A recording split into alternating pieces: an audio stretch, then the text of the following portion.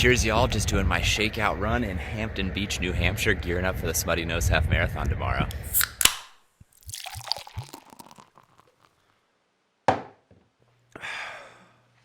All right, we are back at the hotel, relaxing, have had a wonderful day here in Hampton Beach, New Hampshire. I had never been to Maine before, so we decided to take a quick trip up to Maine, spent the day just enjoying the sights, checking out the town, going all over the place. Probably had a few more beers than I normally would allot myself the night before a half marathon, so I am hydrating now with some Noon. But I think at this time, I'm just trying to get in race mode, putting the race playlist together, going over all the last minute details. But I think to do that, I need to get a little bit more comfortable. This is much better. There's no way to relax before a race quite like a jacuzzi tub. So the playlist is made, the pace is set. The plan for tomorrow is just to relax, enjoy the run, and just remember, the goal is the New York City Marathon. Obviously I want to do well tomorrow, but I just want to enjoy the race. I don't want to push myself too hard because I want to make sure I'm still good to go to keep training for New York City. But overall, just excited for tomorrow's race. So cheers to the race, and I'll see you in the morning.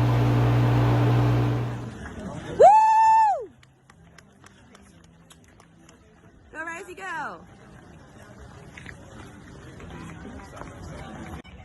Way to go, Rye. Good. Cheers, y'all. How's it going? I am here with my official recap from the Smuttynose Rockfest Half Marathon, Smuttynose Brewery's Half Marathon in Hampton Beach, New Hampshire. It was a phenomenal race, as I will get into, a huge confidence boost leading into the New York City Marathon. It is exactly what I needed at this point in my training. If you have been following me throughout this training, you know it has been a lot of ups and downs. It has been really, really hard for me to find any kind of consistency. It has been a very long time since I have raced a half marathon or raced a marathon. I haven't pushed myself for a PR in the half marathon since September of 2018. And my last marathon race where I was actually trying to PR, I believe was the spring of 2019. So it's been a lot of time. And I only say that because in the back of my mind, I kind of had a feeling that I'm in a much better shape than I was when I ran those two races, my last half marathon and last significant marathon. I have put in a lot more mileage since then, and even though my training right now isn't exactly where I would like it to be, I still have to remember I have a solid base and a lot of miles that I've run previously, a lot of fitness to fall back on to hopefully help me get to some of the goals that I've set for myself. So we will see what is in store for the New York City Marathon, but at least for the Smuttynose Half Marathon, it went off honestly perfectly. Everything fell into place. I will get into the specifics. Unfortunately, there's not a ton of footage from the race itself, including no shots from the finish line because I finished much faster than I was anticipating. So my wife was not at all prepared for me to be coming down the finisher chute when I did. But we'll get to that in a minute. Let's just go ahead and get right into the race. The weekend was phenomenal. I was really looking forward to this race. For those of you who don't know, I actually hosted the post-race finishers party last year for Smuttynose Rockfest for their virtual race. I participated in the 10K, but I was the MC for their virtual post-race finishers party. Had a blast. I'm a huge fan of Smuttynose beer, so I knew I wanted to run the race in person. Just hearing about it, it sounded like such a cool race. In addition to the fact that one of my friends actually won free entry to the race as part of the finishers party last year, so of course I had to go and cheer her on as well. And her mom, huge shout out to Joan Kuzma, ran this as her first half marathon ever as well. So all in all, there was a lot of things to celebrate this weekend, a lot of things to look forward to. So my strategy for the race itself, as I mentioned, I didn't feel like I was in a place to set a substantial goal for myself. As I mentioned, just where I'm at in training, I wasn't sure exactly what I was capable of. I haven't run longer than 13 miles since Mohican 100. I've been doing so much endurance training that I haven't really done any kind of speed or street race preparation, so just had no idea what to expect. I basically went in and made the decision, you know what, an 8-minute mile is a very comfortable pace for me. I'm gonna start there and then I'll just kind of work my way down depending on my comfort level. If I can speed up, I will, but if I just run the whole race at an 8-minute mile, I'm gonna be happy with that time. I'm not looking to break any records or anything like that. I'll just keep it at a smooth, comfortable pace. So that was kind of the goal that I had in the front of my mind. On the drive up to the race, just by chance, I decided to look up what my last PR was, which was 1:38 and change, pretty much exactly, or maybe exactly 7:30 mile splits, an average of a 7.5-minute mile throughout the run. That's important, as you will see, because when the race started, again, kept it very cool, calm, and collected, was hitting that 8-minute mile pretty perfectly, just under, and just running very, very comfortably. But I felt incredible at the start of this race. I decided to go with the Saucony Endorphin Speed 2s as my race shoe. They felt great on my feet, and overall, just the first mile of the race flew by. It felt wonderful to be running again. It felt great to be in a pack again of runners running down the street, all kind of vying for our position and trying to find our groove, and was just very, very excited. But 1 mile in, I knew the 8-minute mile pace was incredibly comfortable, so I decided to take that down quite a bit, and decided to shoot for that 7:30 goal. I made the decision at this point, if I can hit 7:30 and run comfortably at 7:30 or even slightly under, I know that I can set a new PR for myself. So that became the new goal as I went into mile 2. I am just cruising through the miles at this point. My race playlist is perfect. The music playing is exactly what I need, and I am just elated.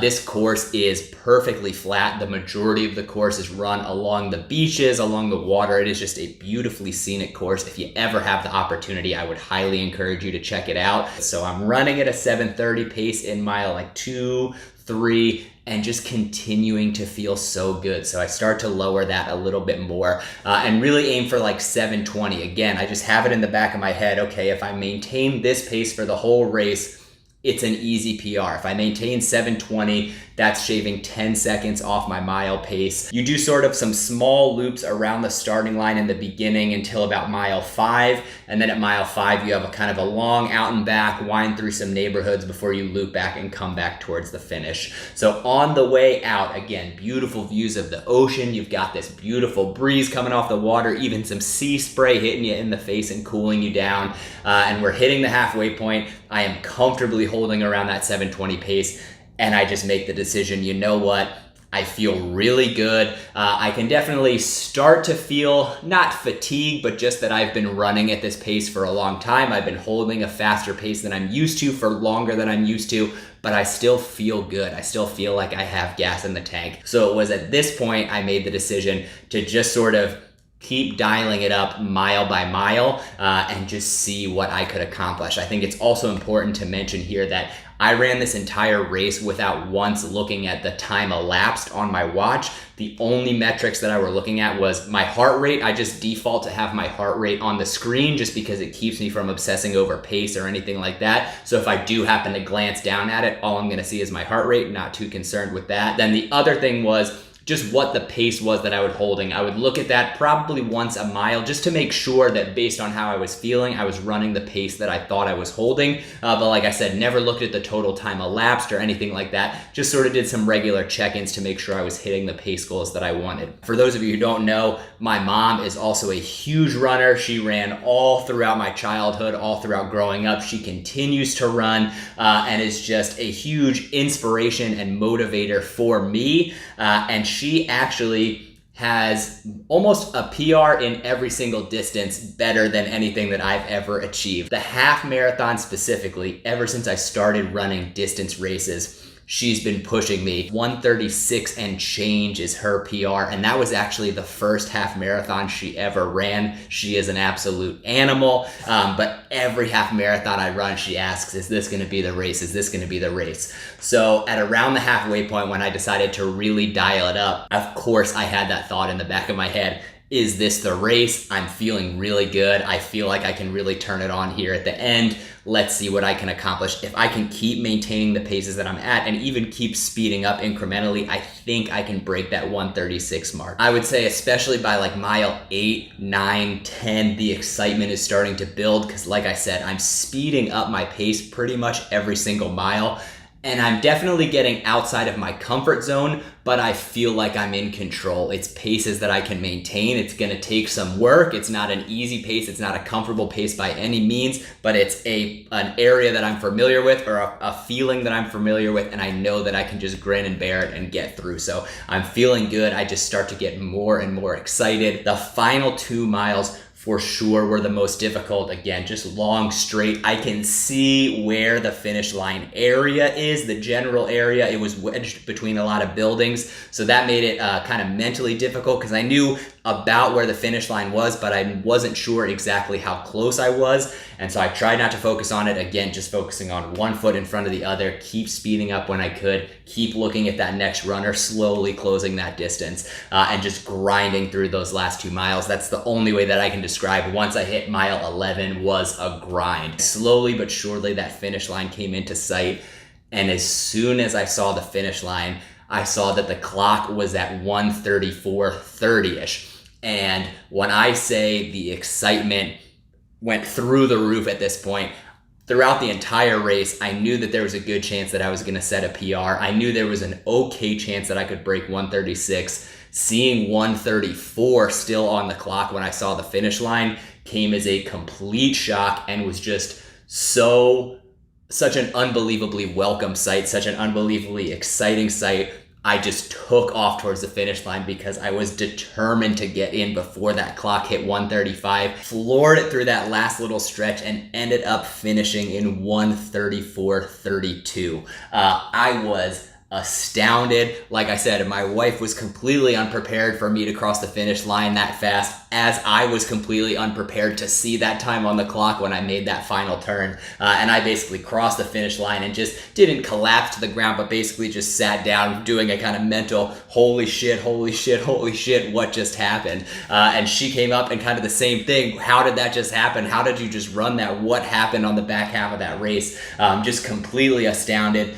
First text message I sent went immediately to my mom, just to say, hey mom, I'm sorry, but I finally stole your PR, 1:34:32. Unbelievable finish for me. And like I said, just a massive confidence boost headed into New York City. I know I've said it a lot that I originally set my goal of a 3:30 marathon. I do still think that's probably out of reach. We will see. I mean, obviously the marathon is just substantially longer than a half marathon, double the distance obviously, and there are just so many variables, especially in those miles 20 to 26.2. I hit the wall a lot harder in marathons than I do in half marathons. I also have far less experience in marathons than I do with halves. I'm just not sure what to expect, so still just going into this with a completely open mind. Again, not shooting for anything crazy, just looking to maybe PR at the race. My current PR is 3:53, so ideally I should be able to knock some time off that, and ultimately just excited for an incredible race. So that is the Smuttynose Half Marathon. Again, I wasn't the only one in our group running. My good friend Alexis and her mom Joan, who ran this as her first half marathon, both finished, as well as Alexis's cousin Becca. An incredible run for the group of us. We had a lot of fun recapping afterwards. We actually, a handful of us went for a slightly chilly dip in the ocean immediately after the race to celebrate. But what a phenomenal race. What an incredible experience. I would absolutely go back to run the Smuttynose Half Marathon again. It was just a great race, great scenery. I hope in future years again to see more people come back. I think this could be a huge race, and looking forward to it regaining some of that popularity. But the post-race finishers party was incredible. You get free lobster rolls, free clam chowder, which was the unsung hero. The clam chowder was phenomenal, and 2 free Smuttynose beers as well. So a phenomenal race, just still in awe of that performance and how well everything went, but ultimately just very excited, looking forward to grinding out these last few weeks before the New York City Marathon. I cannot believe it is almost here, but this was a huge confidence booster and definitely made me a lot more excited to get to that starting line. So thank you all for joining me as far as you have so far on this journey. I hope you'll give this video a thumbs up and share it with your friends. And until next time, I will see you around. Cheers.